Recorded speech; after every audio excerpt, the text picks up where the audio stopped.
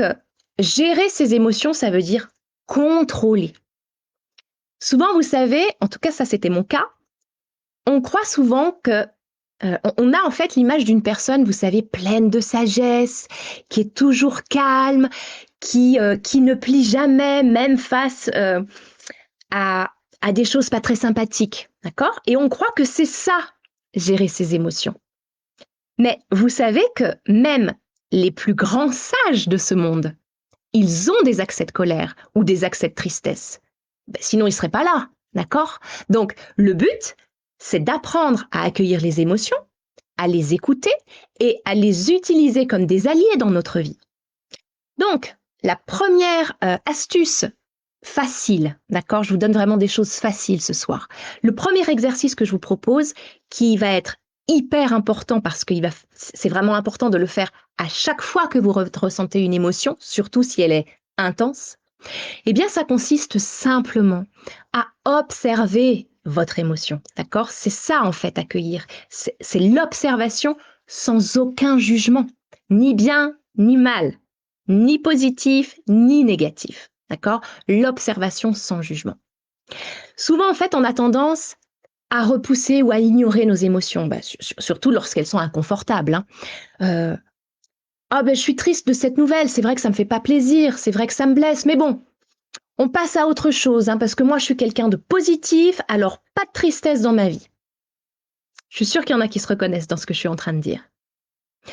Alors qu'il est quand même très important de faire de la place à ces émotions, donc de savoir déjà les nommer pour qu'elles se sentent reconnues, pour qu'elles se sentent écoutées et sans jugement, puisque, comme je vous l'ai dit, il n'y a pas de bonne ou de mauvaise émotion. Lorsque vous ressentez une émotion, qu'elle soit agréable ou désagréable, c'est important aussi de le faire pour celles qui sont agréables, hein. Mais bon, surtout lorsqu'elles sont désagréables, parce que c'est souvent plus difficile quand même à maîtriser, eh bien, prenez un moment pour, par exemple, vous asseoir tranquillement, fermez les yeux, portez toute votre attention sur ce que vous ressentez vraiment. Identifiez l'émotion, nommez-la, sans essayer ni de l'analyser, je sais que c'est pas facile, mais ni de la modifier. Dites simplement, par exemple, tiens, là, je ressens de la colère. Là, je ressens de la tristesse. Je ressens de la joie. Vraiment, permettez à cette émotion d'exister pleinement. Vraiment. Et demandez-vous ensuite, qu'est-ce que cette émotion, elle essaye de me dire? Quel besoin essaie-t-elle d'exprimer? Parlez-lui à cette émotion.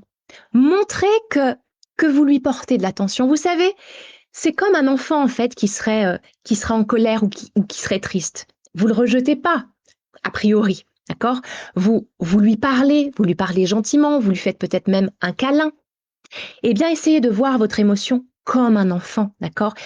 C'est d'ailleurs, en règle générale, votre enfant intérieur, la plupart du temps, qui essaie de s'exprimer. Donc, essayez de la voir vraiment comme un enfant qui serait triste, qui serait en colère, etc. Et portez-lui toute votre attention.